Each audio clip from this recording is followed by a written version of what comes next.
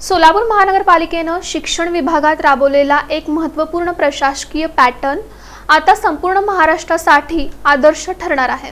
सन 2009च्या शासन निर्णयानुसार महानगरपालिकेच्या हद्दवाढ भागातील प्राथमिक शाळांचं नियंत्रण जिल्हा परिषद शिक्षण अधिकाऱ्यांकडे होतं।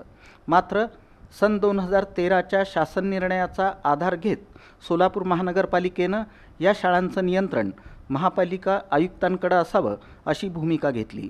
यासाठी महापालिकेनं प्रशासकीय आणि कायदेशीर पातळीवर सातत्यानं पाठपुरावा करत शिक्षण विभागाचा स्वतंत्र आणि प्रभावी पॅटर्न विकसित केला।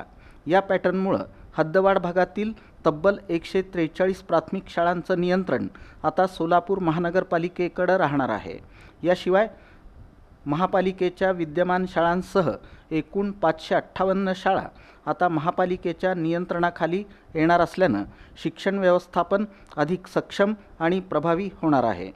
महापालिकेच्या या उपक्रमामुळे शाळांच्या प्रशासनात सुसूत्रता येणार असून शैक्षणिक दर्जा उंचावण्यास मदत होईल असा विश्वास व्यक्त केला जात आहे। महत्त्वाचं म्हणजे सोलापूर महानगरपालिकेनं विकसित केलेला हा शिक्षण विभागाचा पॅटर्न आता संपूर्ण महाराष्ट्रातील महानगरपालिकांमध्ये राबवण्याचा निर्णय घेण्यात आला आहे। याबाबतची माहिती महापालिकेचे मुख्य लेखाधिकारी रत्नराज जवळगेकर यांनी दिली। आतापर्यंत 2009च्या शासन निर्णयानुसार शिक्षणाधिकारी जिल्हा परिषद प्राथमिक हे हद्दवाढ भागातील शाळांचे युडायसचं नियंत्रण त्यांच्याकडे होतं।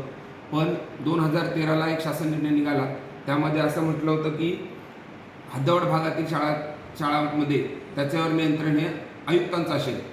त्याच्यावर कारवाई झाली नव्हती आतापर्यंत, कुठेही महाराष्ट्रामध्ये आतापर्यंत झाली नाही।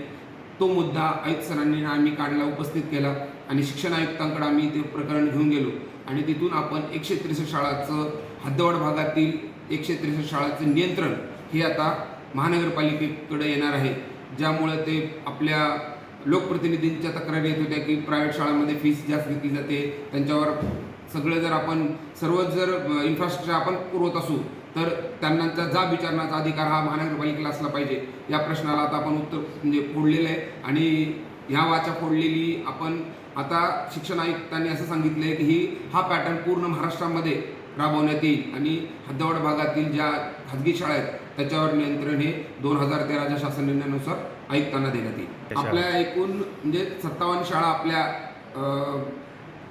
महानगरपालिकेच्या आहेत आणि 392 शाळा ह्या प्रायव्हेट शाळा ह्या आपल्या हद्दीमधल्या होत्या।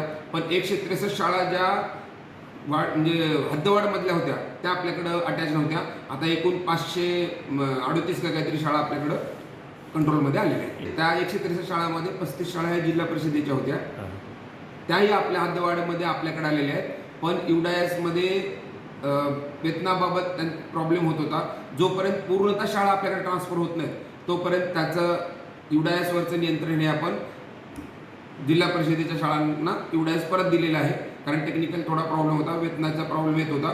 जेव्हा शासन स्तरावरचा निर्णय पूर्ण होईल त्या 35 शाळा पूर्णतः आपल्याकडे येतील त्यावेळेस मग युडायसचं परत नियंत्रण आपल्याकडे येईल। दरम्यान सोलापूर महापालिकेच्या या उपक्रमाची राज्यस्तरावर दखल घेतली जात असल्याचं त्यांनी सांगितलं।